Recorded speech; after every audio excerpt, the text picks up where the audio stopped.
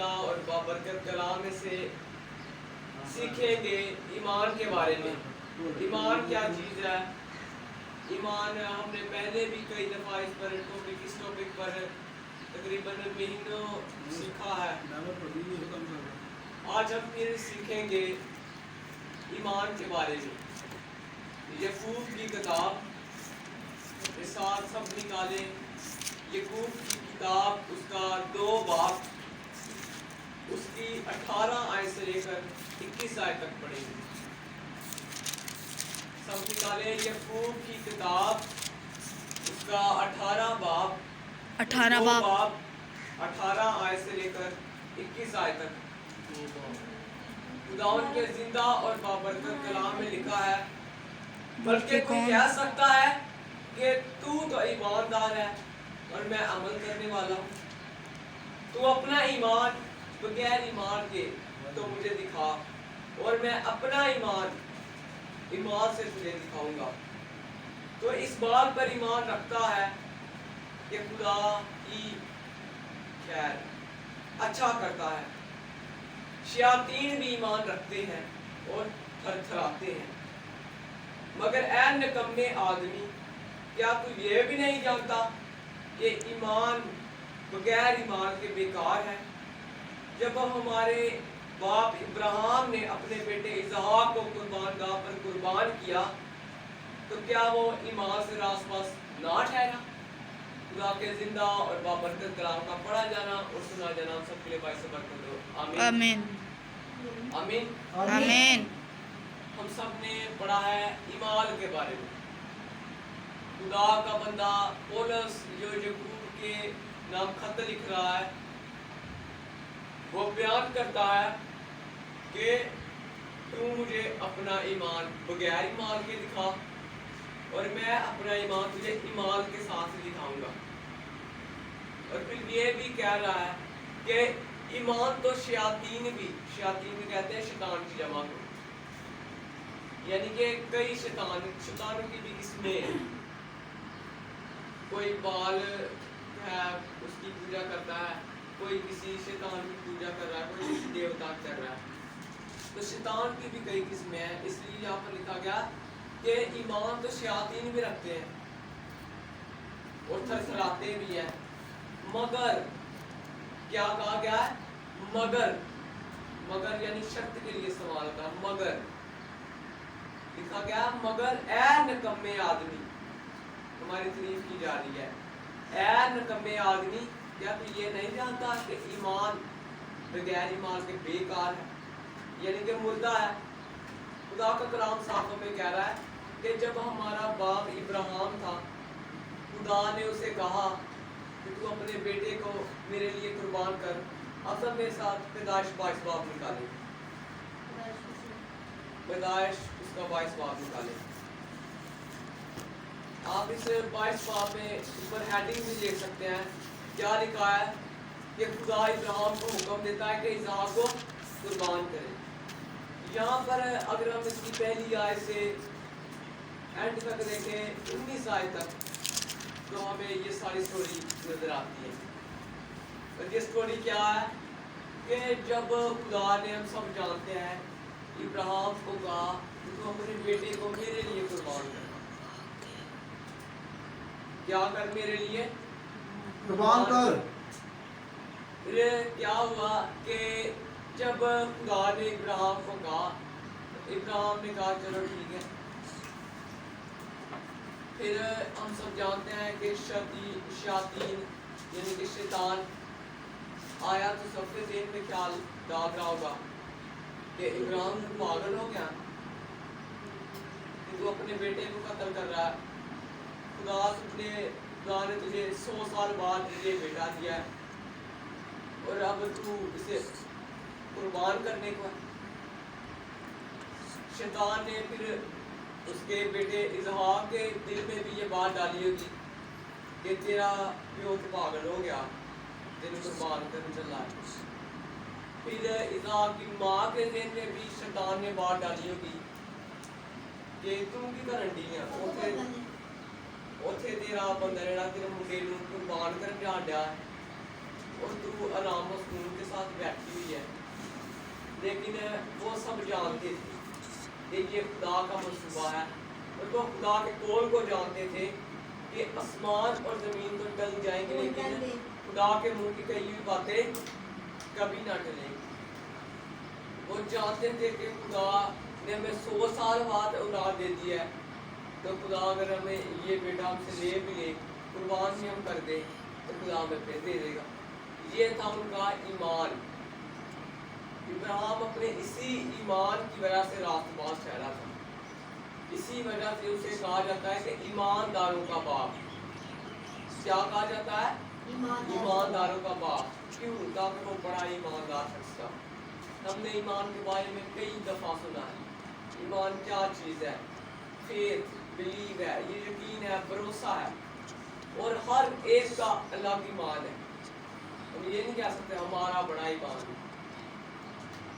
ایمان شیطان کا بھی ہوتا ہے، ایمان ہندوؤں کا اپنے دیوتا پر ہوتا ہے، مسلمانوں کا ایمان حضرت محمد پر ہوتا ہے۔ ایمان ہر کسی میں ہے، لیکن خدا ایسا ایمان چاہتا ہے جس سے ہم راست باز ٹھہریں۔ کیسا ایمان چاہتا ہے جس سے ہم راست باز ٹھہریں؟ جس طرح ابراہیم میں وہ ایمان تھا۔ ایمان کا مطلب ہے بھروسہ، یقین۔ جب ہم خدا پر ایمان رکھتے ہیں، خدا پر بھروسہ رکھتے ہیں، خدا پر یقین رکھتے ہیں، خدا پر توکل کرتے ہیں، خدا پر بلیو کرتے ہیں، تب خدا جو ہے ہمیں راست باز ٹھہراتا ہے، جس طرح خدا نے ابراہیم کو راست باز ٹھہرایا۔ اگر ہم سامری کی کہانی میں دیکھیں، جو سامری عورت تھی وہ بھی اپنی ایمان کی وجہ سے راست باز ٹھہری۔ وہ 5 اس کے شوہر تھے۔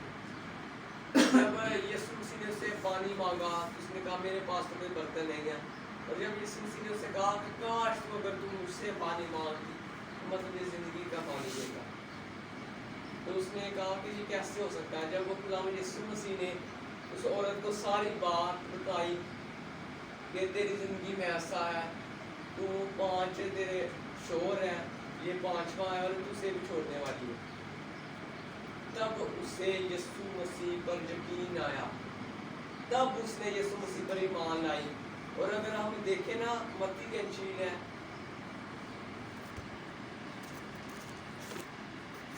اگر ہم دیکھیں یوحنا کی انجیل نکالیں، یوحنا کی انجیل اس کا 4 باب، اس کی 39 آیت سے دیکھیں، 39 آیت، تاکہ زندہ اور بابرکت کلام میں کیا لکھا ہے کہ اور اس شہر کے بہت سے سامری، اس شہر کے بہت سے سامری اس عورت کے کہنے سے جس نے گواہی دی کہ اس نے میرے سب کام مجھے بتا دیے، اس پر ایمان لائے۔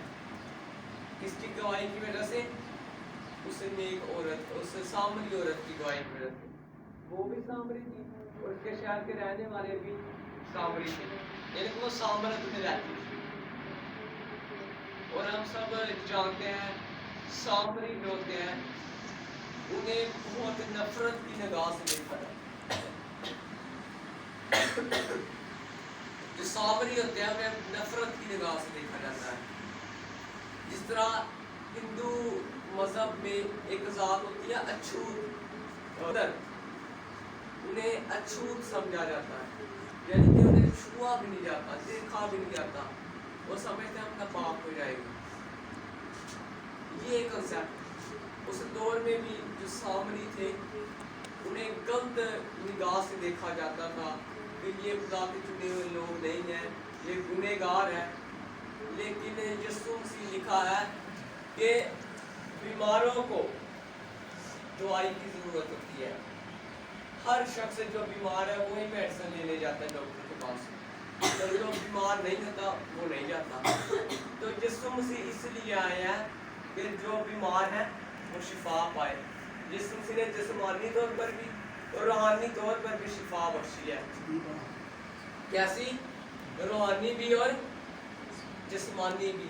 اگر ہم اسی باب کے آگے دیکھیں تو یسوع ایک افسر کے بیٹے کو شفا دیتا ہے، یسوع مسیح ایک افسر کے بیٹے کو شفا دے رہا ہے، یسوع مسیح ایک سامری کو شفا دے رہا ہے، یسوع مسیح ایک ایسی عورت کو شفا دے رہا ہے اس کے 12 سال سے وہ بیمار ہے کہ یسوع مسیح ایسے لوگوں کو شفا دے رہا ہے جو بہت اعلیٰ درجے کے ہیں.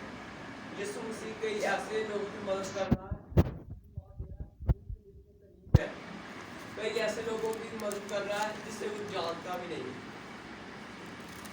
یسوع مسیح ہر قسم کے لوگوں کے لیے آیا, ہر قسم کے لوگوں کے لیے, چاہے وہ درمیان والے طبقے کا ہے, چاہے وہ اونچے طبقے کا ہے, چاہے وہ بالکل نیچے طبقے کا ہے.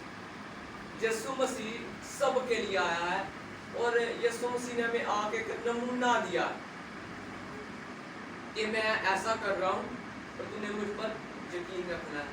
اور ہم اس چیز پر یقین رکھتے ہیں جسے ہم دیکھتے ہیں. اور یسوع مسیح اس لیے آئے تھے اس دنیا میں تاکہ لوگ انہیں دیکھے, اس پر ایمان لائے. اسی لیے کوئی کہتا ہے کہ میں نے خدا کو نہیں دیکھا, اور خدا کو دیکھنا ہم سب جانتے ہیں لوگوں کی خواہش تھی, موسیٰ کی خواہش تھی کہ میں خدا کو دیکھوں. اور ہم سب جانتے ہیں جب خدا اس نے پشتی دیکھی موسیٰ نے تو موسیٰ بے ہوش ہو گیا. لیکن یسوع مسیح نے سب کو دکھایا, یہ دیکھو مجھے, اور کیا کہا, جس نے مجھے دیکھا اس نے باپ کو دیکھا.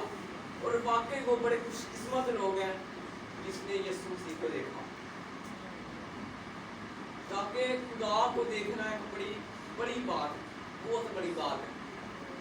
اور صاف کلام میں لکھا ہے, خدا کے کلام میں, جس نے مجھے دیکھا اس نے باپ کو دیکھا. اگر کوئی مجھے قبول کرے گا تو باپ کو قبول کرے گا.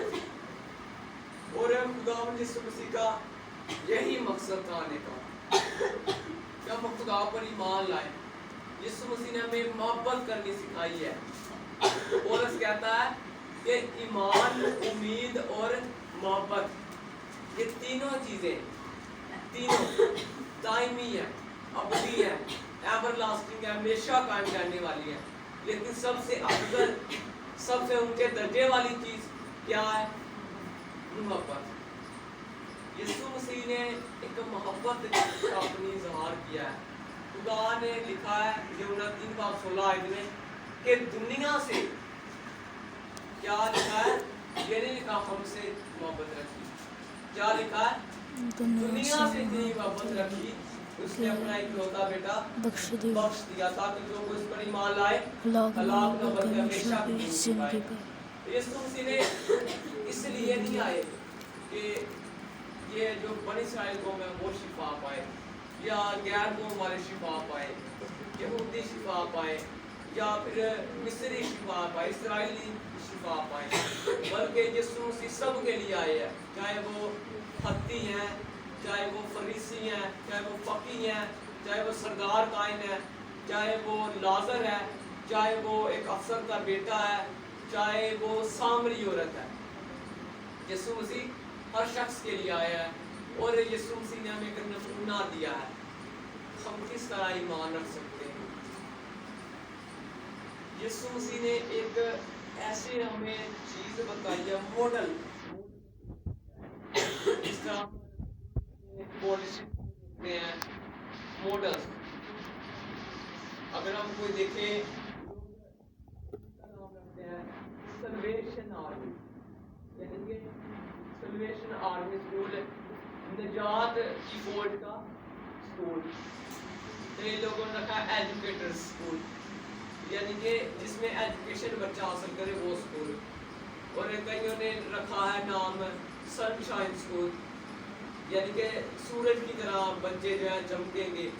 اسی طرح یسوع مسیح نے جو نمونہ پیش کیا ہے وہ ہمیں محبت کا نمونہ پیش کیا ہے.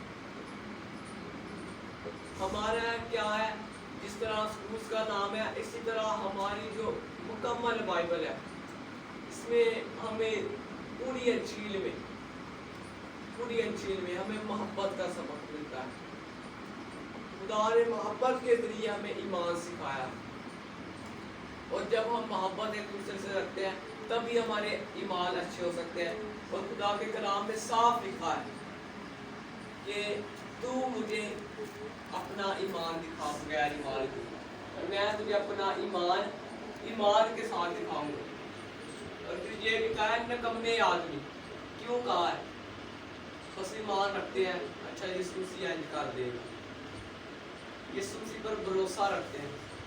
और हम अपनी प्रैक्टिकल जिंदगी में देखें, हम जिस शख्स पर, जिस अपनी माँ पर, जिस अपने बाप पर, जिस अपनी बहन पर भरोसा रखते हैं, हम सिर्फ भरोसा ही नहीं रखते, तो उसके लिए कुछ अमल भी करते हैं।